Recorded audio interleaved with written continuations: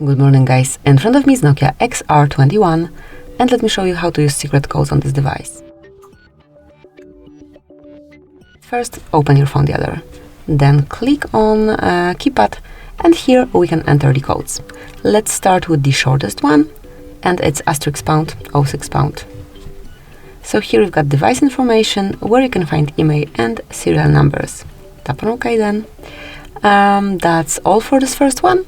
Another code that you can use here is *##, 225, ###.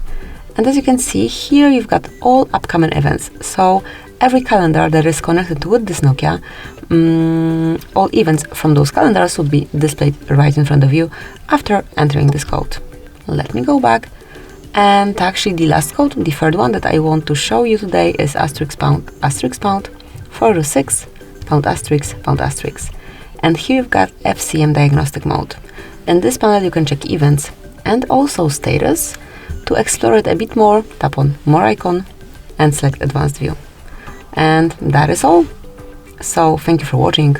Please subscribe our channel and leave the thumbs up.